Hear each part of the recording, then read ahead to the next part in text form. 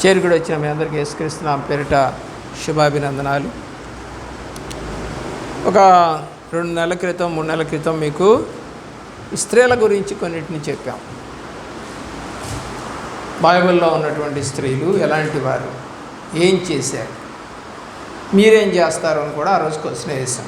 మరి ఈరోజు మళ్ళా ఇంకా కొంతమందిని, చాలామంది ఉన్నారు స్త్రీలు, కొంచెం ప్రాముఖ్యంగా చెప్పుకునే స్త్రీల గురించి మనం మాట్లాడుకుందాం.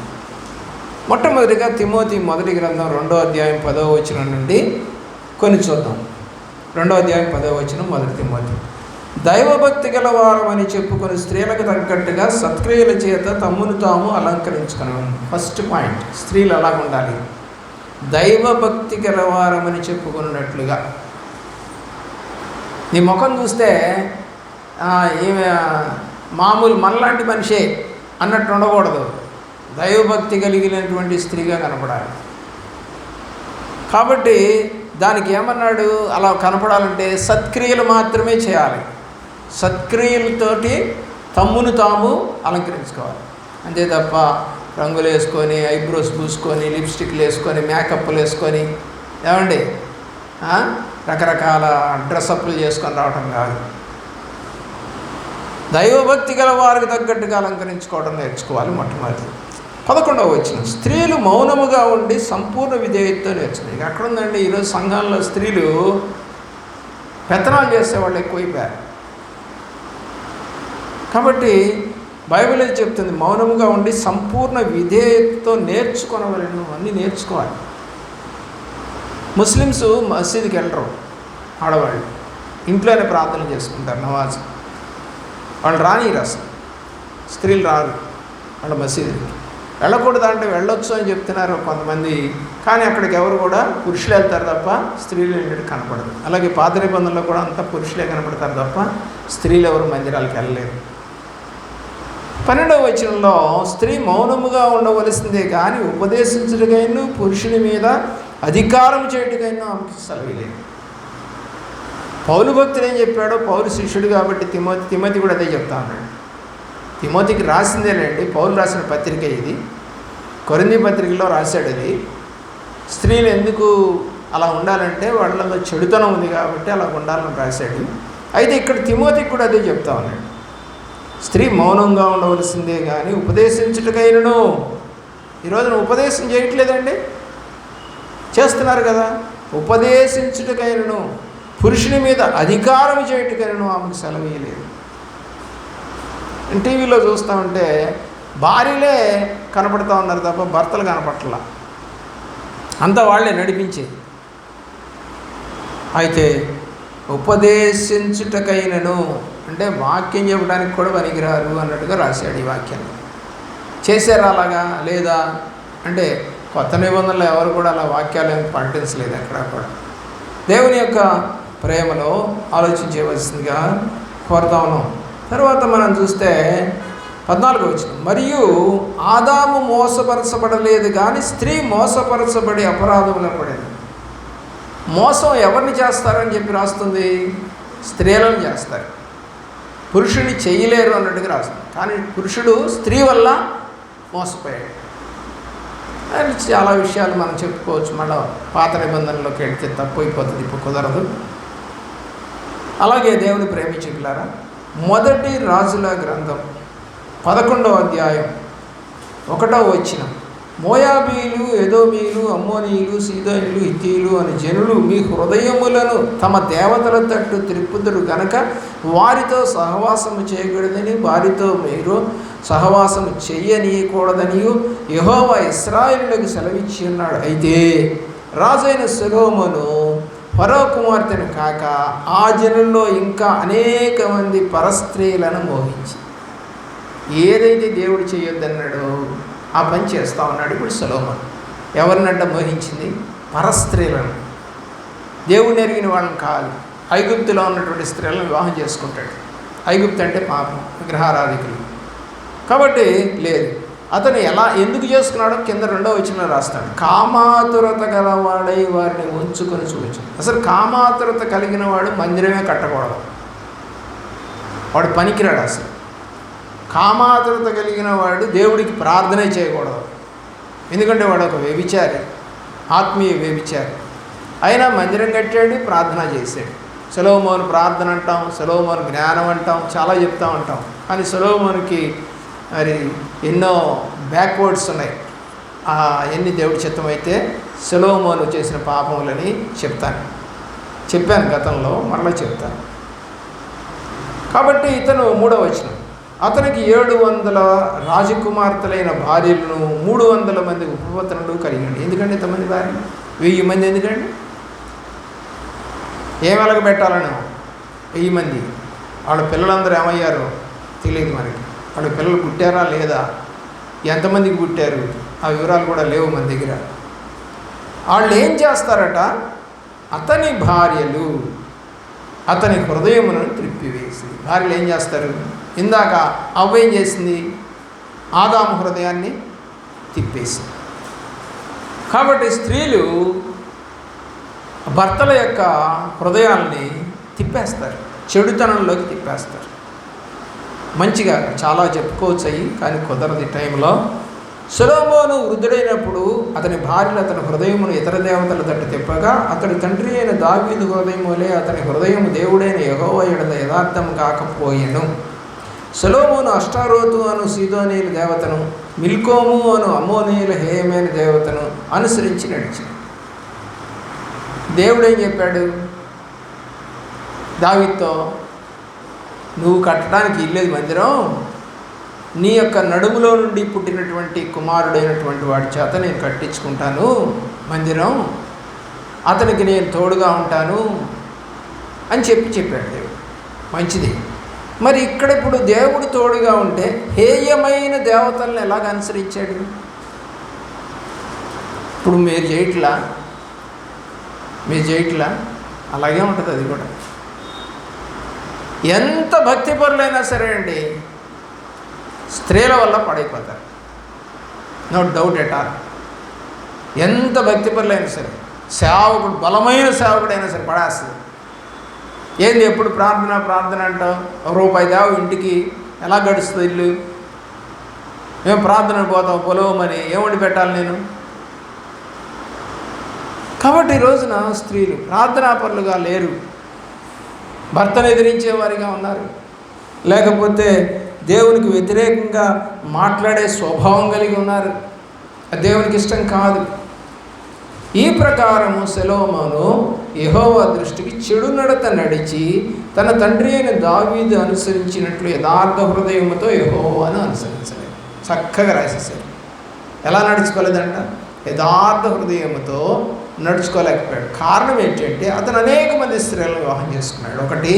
రెండోది, వాళ్ళు విగ్రహారాధన చేస్తూ వాటిని పూజించమని చెప్పేసి అడిగితే ఇతను చేశాడు. 7వ వచనం, సొలొమోను కోమోషు అని చెప్పేసి మోయాబీయుల హేయమైన దేవతకు, మెలెకు అని అమ్మోనీయుల హేయమైన దేవతకు యెరూషలేము ఎదుటనున్న కొండ మీద బలిపీఠమును కట్టించాడు. మళ్ళా చూడండి, గుళ్ళు కూడా కట్టించేశాడండి. ఆలోచించేయండి. దేవుడిని ఎరిగిన వారు, ప్రార్థన చేసిన వారు, మందిరాన్ని కట్టించిన వారు, దేవుడు ఎన్నుకున్నవారు, దేవుడు వివేకము జ్ఞానం ఇచ్చినటువంటి వ్యక్తి కొలకటం మొదలుపెట్టాడండి. అసలు ఆ మాట నాకు ఎంతో బాధ వేసింది రాత్రికాలం చదువుతా ఉన్నప్పుడు. ఏంటంటే అతను కామాతురత కలవాడే. అంత గొప్ప ప్రార్థన చేసిన వ్యక్తి, 7 సంవత్సరాలు మందిరాన్ని కట్టిన వ్యక్తి, 13 సంవత్సరాలు ఆ యొక్క పట్టణాన్ని కట్టిన వ్యక్తి, దేవుడి మీద ఆధారపడి నడిచిన వ్యక్తి. మరి ఇలాంటి వ్యక్తి అంతమంది భార్యలు అంటే నిజంగా ఒకళ్ళిద్దరు ఉంటేనే ఈరోజు అబ్బో అంటున్నాం. అంతమంది భార్యలు, మరి అంతమందికి గృహాలు కావాలి, ప్యాలెస్లు కావాలి వాళ్ళకు కూడా. మరి ఇన్ని ఎలాగా అంటే రాజు కాబట్టి చేసి ఉంటాడు, ఏదైనా ఎంతమంది పెట్టుకుంటాడు. ఆ రోజుల్లో దావీదు కూడా పెట్టుకున్నాడు కదా. దావీదు కూడా దాదాపు 19 మంది భార్యలు ఉన్నారు. కానీ లైన్లో కనపడేది మీకు కేవలం 9 మంది కనపడతారు. మొట్టమొదట మనం చూసినట్లయితే 6 మంది భార్యలతో 6 పిల్లల్ని కంటాడు. ఆ తర్వాత కొంతమంది భార్యలతోటి 11 మందిని కంటాడు. ఆ తర్వాత చూస్తే 10 మంది భార్యలు ఉంటారు, కానీ ఒక్కళ్ళకి కూడా గర్భం రాదు. కాబట్టి మనం చూస్తే దేవుని యొక్క ప్రేమలో ప్రియులరా, 27 మంది భార్యలు కనపడతారు అక్కడ. కాబట్టి బైబిల్లో మనం లెక్క చూస్తేనే అలా కనపడుతుంది. కావాలంటే ఫ్రెండ్స్ ఇంకొకసారి నేను చెప్తాను. తన దేవతల ధూపము వేయుచు బలులు నర్పించుచుండిన పరస్త్రీలైన తన భార్యల నిమిత్తము అతడు అలాగు చేసెను. ఇప్పుడు ఇక్కడ భార్య చెడిపోయిందా, భర్త చెడిపోయడం ఉందంటే భార్యలు చేసుకున్నందుకు భార్యలు ఇతన్ని తిప్పి చెడగొట్టేశారు. రా మా దేవతకు పూజ చేయి, మా దేవతకు గుడి కట్టించేసి. 9వ వచనం, ఇశ్రాయేలు దేవుడైన యెహోవా అతనికి 2 మార్లు ప్రత్యక్షమయ్యాడు. 2 సార్లు కనపడి చెప్పాడు. చూడండి ఏమని చెప్పాడో, నీవు ఇతర దేవతలను వెంబడింపవలదని అతనికి ఆజ్ఞాపించినను సొలొమోను హృదయము అతని యొద్ద నుండి తొలగిపోయాను. యెహోవా తనకిచ్చిన ఆజ్ఞను అతడు గైకొనకపోగా యెహోవా అతని మీద కోపగించి సెలవిచ్చినదేమనగా, నేను నీతో చేసిన నా నిబంధనను కట్టడలను నీవు అనుసరించకపోతున్నావే, నన్ను విసర్జించి తిరుగుతున్నావే అని బాధపడ్డాడు. పిల్ల ఆలోచన చేయవలసిందిగా కోరుతా ఉన్నాం. స్త్రీలు ఒక దేవుడిని నమ్మి ప్రార్థన చేసినటువంటి వ్యక్తి ఎన్నో అడిగాడు దేవుడిని ప్రార్థనలో, అన్నీ చేస్తానన్నాడు దేవుడు. అయితే మీరు ఎప్పుడైతే తిరుగుతారో అప్పుడు ఈ మందిరం కూడా ఉండదు అన్నాడు. నేను ఉండను అన్నాడు. ముందే చెప్పాడు నిబంధన సొలొమోనుతో, నువ్వు చేసిన ప్రార్థన నేను ఆలకించాను, నేను మందిరంలో నివాసం ఉంటాను, కానీ మీరు ఇతర దేవతలు తిరిగి ఉంటే కనుక నేను మిమ్మల్ని వదిలేస్తానని ముందుగానే చెప్పాడు. అలాగే జరిగింది. అలాగే మిమ్మల్ని కూడా అదే అంటాడు దేవుడు, మీరు అటువైపు తిరిగితే మిమ్మల్ని నేను వదిలేస్తా అంటాడు. తర్వాత మనం చూసినట్లయితే దేవుని యొక్క ప్రేమలో మొదటి రాజుల గ్రంథంలోనే 18వ అధ్యాయంలో యెజెబెలు కనపడుతుందండి. 18వ అధ్యాయం 4వ వచనం, యెజెబెలు యెహోవా ప్రవక్తలను నిర్మూలము చేయుచుండగా ఎవరిని చంపేస్తుందంటే ప్రవక్తల్ని చంపేస్తా ఉన్నాడు. ఏలియాను కూడా చంపాలని చూస్తూ ఉంది. చూడండి, స్త్రీ పెత్తనం అంతా తీసుకుంది. ఏమంటే తన భర్త దగ్గర నుంచి పెత్తనం ఈమె తీసుకొని ఈమె తాకీదు రాసి నాబోతుని ఉపవాసం ప్రకటించి 2 మనుషుల్ని నకిలీ వాళ్ళని పెట్టుకొని అబద్ధ సాక్ష్యాలు చెప్పడానికి పెట్టి అతన్ని చంపేసి ఇంకేం భయం లేదు, అటు చచ్చిపోయాడు, నువ్వు ఆక్రమించుకొని ఆ బతుకడానని చెప్పింది భర్తకి. భర్త మాట ఈయన చెడిపోయినటువంటి రాజు ఎవడైనా ఉన్నాడంటే వాడే. ఈ రోజున ఎంతమంది ఉన్నారట్లా ఆలోచన చేయవలసిందిగా కోరుతా ఉన్నాను. దేవుని ప్రేమించినటువంటి ప్రేమిళ్ళారా, యెజెబెలు చెడ్డ తలంపు కలిగినటువంటి స్త్రీ. మంచి తలంపులు లేవు, మనుషుల్ని చంపాలనే ఆలోచన చెడ్డ మనుషులకి వస్తాయండి. మొదటి సమూయేలు గ్రంథము 19వ అధ్యాయానికి వెళ్దామండి. మొదటి సమూయేలు గ్రంథము 19వ అధ్యాయంలో దేవుని యొక్క ప్రేమలో 11వ వచనానికి వద్దాం. మొదటి సమూయేలు గ్రంథము 19వ అధ్యాయము 11వ వచనంలో దేవుడు యొక్క మాటలు విందాం. ఉదయమున అతని చంపవలనని పొంచియుండి దావీదును పట్టుకున్నట్టుకై సౌలు అతని ఇంటికి దూతలను పంపగా, దావీదు భార్య అయిన మీకాలు, ఈ రాత్రి నీ ప్రాణము నీవు దక్కించుకుంటేనే కానీ రేపు నీవు చంపకూడదు అని చెప్పి కిటికీ గుండా దావీదుని దింపగా అతను తప్పించుకొని పారిపోయాను. ఒక రకంగా భర్త గారి మీద ప్రేమ ఉందండి ఆమెకి. తరువాత మీకాలు ఒక గృహదేవత బొమ్మను తీసి మంచం మీద పెట్టి ఎగబొచ్చు తలవైపును ఉంచి దుప్పటితో గృహదేవతలు ఎందుకు ఉన్నాయండి ఇట్లా? మీరు కనుక గమనిస్తే పాత నిబంధనలో చాలామంది గొప్పగా చెప్పుకున్నటువంటి వాళ్ళందరి దగ్గర ఎవరున్నారంట? గృహదేవతలు. అబ్రహాము అనిడే, రెబెకా అని రాలే, రాహేలు అని రాలే. పిల్లరా, ఇక్కడ చూస్తే ఈ యొక్క సౌలు కుమార్తె విగ్రహారాధికి రాలే, గృహదేవతలను తీసుకొచ్చుకొని పెట్టారంట. దేవతలు ఎందుకు ఉంటారండి? ఉండరు కదా దేవుడిని ఎరిగిన వాళ్ళకి. మరి వాళ్ళ నాన్నగారు ప్రవచనం కూడా చెప్పాడు, ప్రవచించేవాడు కూడా.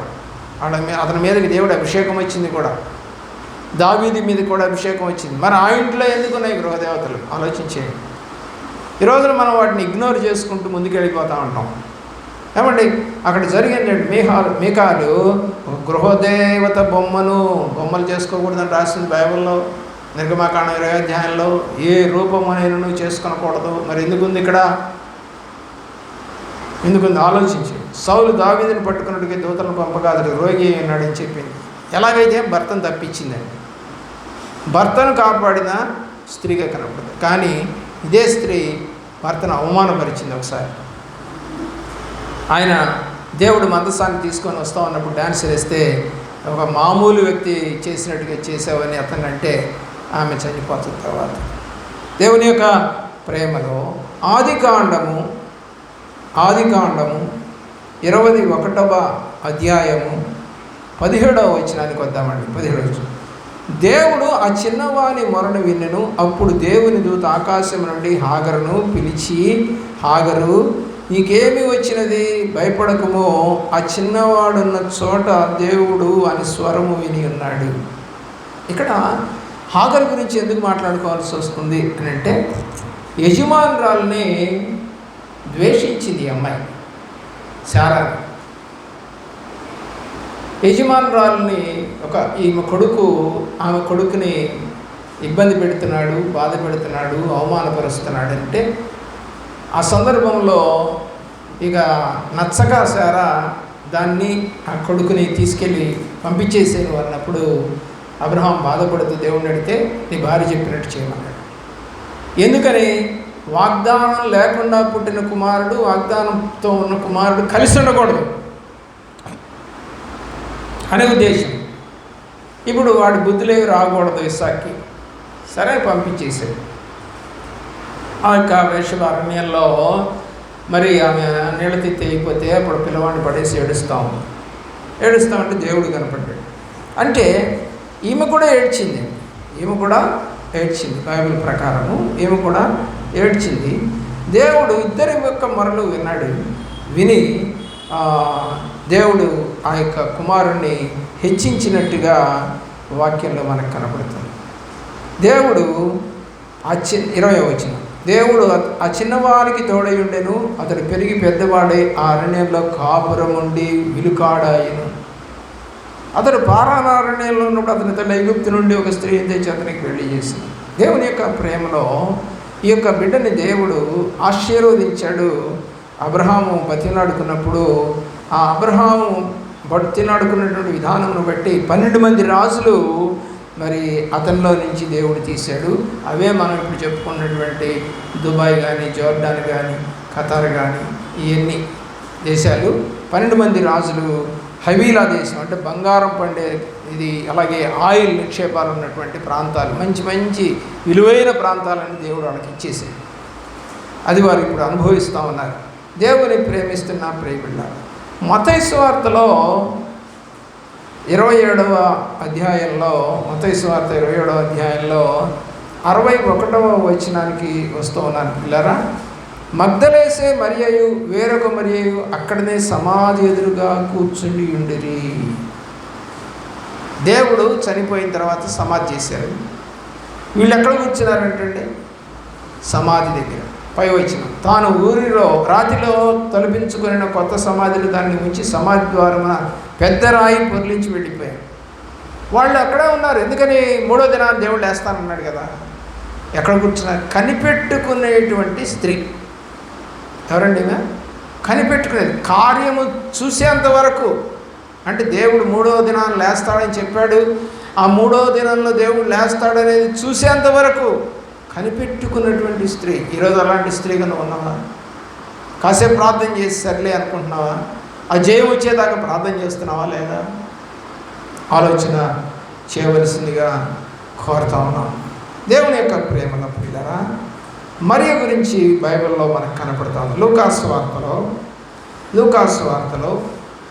1వ అధ్యాయంలో 28వ వచనానికి వస్తా ఉన్నాం. ఆ దూత లోపలికి వచ్చి ఆమెను చూచి, దయాప్రాప్తురాలా, నీకు శుభము, ప్రభువు నీకు తోడై ఉన్నాడని చెప్పారు. ఈ యొక్క మరియ ఎలాంటిదో ఎవరు చెప్తున్నారు? దూత చెప్తుంది. ఎలాంటిదంటే ఈమె దయాప్రాప్తురాలు.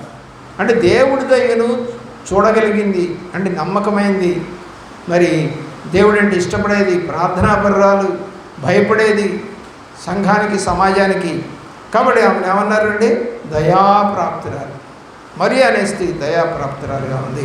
నయోమిని కూడా మనం చూద్దాం పిల్లరా. బైబిల్లో రూతు గ్రంథంలోనికి వెళదాం.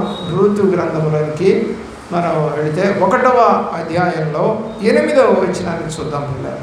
నయోమి తన 2 కోడళ్ళను చూచి, మీరు మీ పిల్లలు ఇంట్లోకి తిరిగి వెళ్ళి చనిపోయిన వారి ఎడల నా ఎడలను మీరు దయచూపినట్లు యెహోవా మీ ఎడల దయచూపును గాక అని చెప్పి ఏమంటుంది? మీరు ఒక్కొక్కటి పెళ్లి చేసుకొని తన ఇంట నెమ్మది నుండినట్లు యెహోవా దయచేయను గాక అని వారితో చెప్పి వారిని ముద్దు పెట్టుకుంది.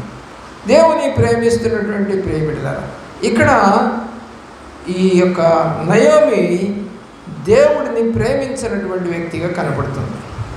దేవునికి ప్రేమించిన వ్యక్తిగా ఈమె కనపడతా ఉంది. ఎందుకంటే ఈమె దేవుడిని ఘనపరచడం లేదు. 13వ వచనంలో మధ్యలో ఏమని కనపడుతుంది? నా కుమార్తెలారా, అది కూడదు, యెహోవా నాకు విరోధి ఆయను. ఏమని చెబుతుందండి? యెహోవా నాకు విరోధిగా ఉన్నాడు. ఈమె మరి భర్తకి లోబడి భర్త ఎక్కడికి వెళ్దామంటే అక్కడికి వెళ్ళిపోయింది. అయితే ఇప్పుడు కోడళ్ళను కూడా వెళ్ళిపోని చెప్తుంది. కానీ వాళ్ళు వెళ్ళిపోమని చెప్పేసి ఒక ఆమె ఓర్ప వెళ్ళిపోయింది. రూతు మాత్రం ఉంది. అప్పుడు ఏమి చెప్తుంది? దేవుడు నాకు విరోధిగా మారిపోయాడు. ఏమో మళ్ళా ఎక్కడికి వచ్చింది? బెత్లెహేమ్కి వచ్చేసింది. అంటే యూదా దేశానికి వచ్చింది. యూదా దేశానికి వచ్చినప్పుడు ఆమె చెప్తా ఉంది 20వ వచనం, ఆమె సర్వశక్తుడు నాకు చాలా దుఃఖం కలగజేసిన కనుక నన్ను నయోమి అనక మార అంటే చేదు, నయం అంటే మధురం. పిల్లరా, దేవుడి మీద నిందలేస్తూ ఉంది. కానీ దేవుడు రూతు యొక్క కమిట్మెంట్ బట్టి ఆమె దేవుడు ఆశీర్వదించాడు. రూతును ఆశీర్వదించాడు దేవుడు. ఎందుకంటే మళ్ళా ఆ యొక్క బంధువే బోయజు ఏమైనా పెళ్లి చేసుకోవటం జరుగుతుంది. అందులో నుంచి దావీదు వస్తాడు, యెషయా కుమారుడు. ఆ తర్వాత అందులో నుంచి యేసుప్రభు వారు కూడా వచ్చినట్టుగా మనకి వాక్యం తెలియజేయబడతా ఉంది. ఇంకొక మాటని మనము జ్ఞాపకం చేసుకుందాం పిల్లరా. మరి సంఖ్యాకాండంలోకి వెళదాం. సంఖ్యాకాండము 26వ అధ్యాయము 26వ అధ్యాయము 69వ వచనానికి వెళ్తామండి. 59వ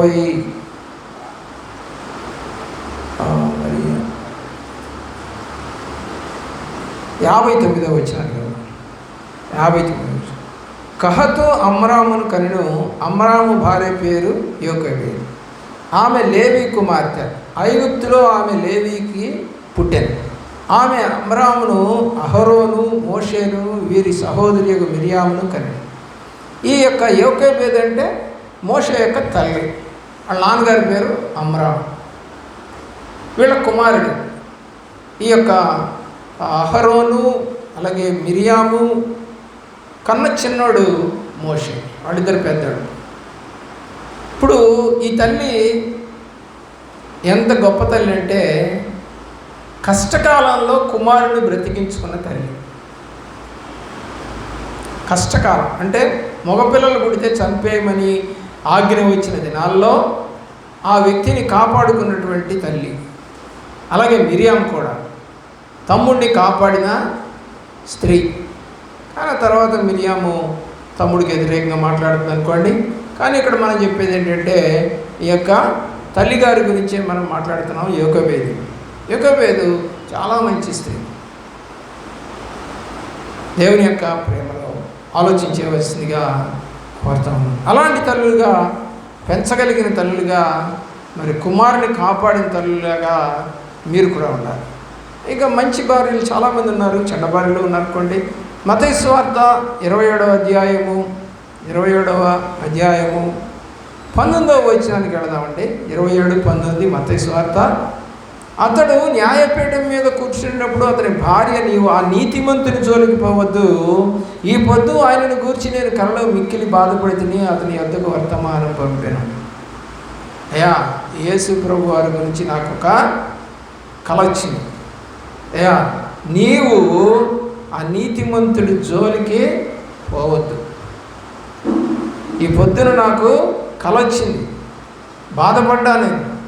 అతని ఎద్దకు వర్తమానం పంపింది, అయ్యా అతన్ని మాత్రం ముట్టుకోబాక, తీర్పు చెప్పాక అతని మీద. కాబట్టి ఒక భర్తని యేసు ప్రభువు నుంచి కాపాడుకున్నటువంటి స్త్రీ, నీతిగా చెప్పు, నీతిమంతుడైనా నువ్వు ఇష్టం వచ్చినట్టుగా తీర్పు చెప్పాకు అని కోరుకున్న స్త్రీ. ఈరోజు ఏంటి ఊరకుండా కొట్టు కొట్టు తిట్టు తిట్టు అని అంటారు భార్యలు కొంతమంది. కానీ ఈ స్త్రీ ఎలాంటిది కాదు. ఆ నీతిమంతుడయ్యా ఆయన, ఆ కల వచ్చింది, ఆయనకి ఏమీ జరగకుండా. ప్రియులారా, దేవుని యొక్క ప్రేమలో నీ జీవితంలో నువ్వు ఎలాగ ఉంటున్నావో ఆలోచించి. మత్తయి సువార్తలోనే 14వ అధ్యాయానికి వెళదాం ప్రియులారా. మత్తయి సువార్తలోనే 14వ అధ్యాయంలో 3వ వచనానికి వస్తా ఉన్నాను. ఎలయనగా నీవు సోదరుడైన ఫిలిప్పు భార్యకు హేరోదీను ఉంచుకొనుట న్యాయము కాదని యోహాను చెప్పగా. ఎవరిని ఉంచుకున్నాడంట? ఫిలిప్పు భార్య అయిన హేరోదీను ఉంచుకున్నాడు. హేరోదు ఆమె నిమిత్తము యోహానును పట్టుకొని బంధించి చెరసాలలో వేసి, రైట్, నేను నా తమ్ముడు భార్యని ఉంచుకుంటూ ఉన్నా, నీకెందుకురా అని చెప్పి యోహాన్ అన్నందుకు తప్పు కాబట్టి, అది తప్పు కాబట్టి అన్నందుకు అతను తీసుకెళ్ళి జైల్లో పారేస్తాడు. అయితే దేవుని ప్రేమించిన పిల్లరా, ఇక్కడ జరిగింది ఏంటంటే ఈ అమ్మాయికి ఇంకా వాడి మీద పగ పోలేదు. ఎవరికి? దేవుని యొక్క ప్రేమలో హేరోదు భార్యకి, ఫిలిప్పు భార్య అయినటువంటి హేరోదునికి. ఈ అమ్మాయి తన యొక్క కూతురు డ్యాన్స్ చేసి హేరోదును మెప్పించినప్పుడు ఆమె ఏమని అడిగిందంటే, 10వ వచనం, బంట్రోతును పంపి చెరసాల్లో యోహాను తల కొట్టించాను, అతని తల పళ్ళెములో పెట్టొచ్చిన దానికి ఇచ్చాను. ఆమె తన తల్లి యొద్దకు దాన్ని తీసుకొని వచ్చింది. ఏమండి, ఒక ప్రవక్తని చంపేసేసి అతని యొక్క తల కావాలని అడిగింది. తల పళ్ళెంలో చిన్నదానికి పెట్టి తీసుకొని వచ్చినట్టుగా మనం చూద్దాం. ఏమడిగితే అది ఇస్తానని చెప్పాడు. ఆమె తన తల్లి ప్రేరేపించబడింది, బాప్తిజం ఇచ్చి యోహాను తలను పళ్ళెంలో పెట్టి నాకు ఇప్పించమని అడిగింది. అదే అడిగింది ఆయన కూతురు. అతన్ని చంపేసి తీసుకొచ్చారు. చెరసాల్లో ఉన్నాడు కదా, అతన్ని చంపేసి తీసుకొచ్చారు. దేవుని ప్రేమిస్తున్నటువంటి ప్రియ బిడ్డలారా, ఈ రోజున నీ పరిస్థితి అలాగే ఉంది. ఒక యవ్వనస్తురాల పరిస్థితి కూడా మనం చూద్దామండి. ఒక స్త్రీగా ఈ అమ్మాయి ఆదికాండము 34వ అధ్యాయము 1వ వచనం, 14వ అధ్యాయం 1వ వచనం. లేయా యాకోబును కనిన కుమార్తె అయిన దీన ఆ దేశ కుమార్తెలను చూడటానికి వెళ్ళింది. దీన షికారు చేసే అమ్మాయి. ఈరోజు చాలామందికి షికారు అంటే భలే ఇష్టం. బళ్ళు నేర్చుకున్నారు ఈ మధ్యకాలంలో, స్కూటీలు చాలామంది. ఇక చూడండి, ఫ్రెండ్స్ బళ్ళు వేసుకొని తిరుగుతూ ఉన్నారు. ఇదివరకు అమ్మో, అన్నో, అక్కో, చెల్లు, తమ్ముడు తోడుండేది తినేవాళ్ళు. ఇప్పుడు ఏం జరుగుతుందంటే వాళ్ళే బండ్లు వేసుకొని వెళ్ళిపోతున్నారు. ఎక్కడికంటే ఫ్రెండ్ ఇంటికి, పార్టీకి, బర్త్డేకి, ఫంక్షన్కి ఏదో చెప్తున్నారు. కాబట్టి దీనా దగ్గర నుంచి వచ్చింది ఈ యొక్క అలవాటు. ఎవ్వరు లేకుండా, అన్నదమ్ములు ఎవరిని తీసుకోకుండా, అండ్ 12 మందిని ఎవరిని తీసుకోకుండా ఈ ఒక్కతే ఆ దేశపు కుమార్తెలను చూడటానికి వెళ్ళిందండి. లగ్జరీగా తిరిగేటువంటి అలవాటు ఉంది ఈ అమ్మాయికి. ఆలోచన, షికారు చేసే స్త్రీ ఈ అమ్మాయి. 30వ అధ్యాయంలోనికి వెళ్ళండి. 30వ అధ్యాయంలో దేవుని యొక్క ప్రేమలో 21వ వచనానికి వద్దాం. 21వ వచనం. ఆ తర్వాత ఆమె కుమార్తెను కని ఆమెకు దీనా అని పేరు పెట్టింది. ఎవరు? లేయా. ఆ అమ్మాయి ఎక్కడ తిరుగుతుంది ఇప్పుడు? ఆ దేశంలో స్త్రీలను చూడటానికి పోయిందండి. తర్వాత చెరపబడింది. ఆ తర్వాత చెరపబడిన వాళ్ళని వీళ్ళు చంపేయటం, మళ్ళీ కానాల నుంచి వీళ్ళు పారిపోవటం, ఇవన్నీ జరుగుతాయి. ఒక మంచి స్త్రీగానే ఉన్నావా? ఒక మంచి తల్లిగా ఉన్నావా? మొరపెట్టే వ్యక్తిగా ఉన్నావా? యెజబెల్ లాంటి స్త్రీగా ఉండద్దు. తిమోతిలో చెప్పినట్టుగా ఉండండి. మీకాల్ లాంటి స్త్రీగా ఉండు, భర్తను కాపాడుకుంది. హాగరు లాంటి స్త్రీగా కూడా ఉండు, కొడుకు కోసం ఏడ్చింది. మరి మగ్దలేసే మరియలాగా ఉండు, కనిపెట్టుకొని ఉంది దేవుడు రాకడ కొరకు 3 రోజులు లేవటానికి. మరియా దయాప్రాప్తురాలు. నయోమి మనసులో దేవుని మీద నింద మోపేటువంటి తత్వం కలిగింది. మోషే తల్లి ఎకేబేదు కుమారుని కాపాడుకోగలిగింది. పిలాతు భార్య భర్తనే కాపాడుకోగలిగింది, నీతిమంతుడి మీద జోలికి పోకుండా. పేతురు భార్య కూడా ఉందండి. మరి పేతురు భార్య, మరి 1 కొరింథీ పత్రిక 9:5లో పౌలు చెప్తాడు, పేతురు వెంట పెట్టుకొని వెళ్ళినటువంటి భార్య లాగా పరిచారం చేసేటువంటి భార్య ఏమని, పరిచారకురాలు అని చెప్పచ్చు.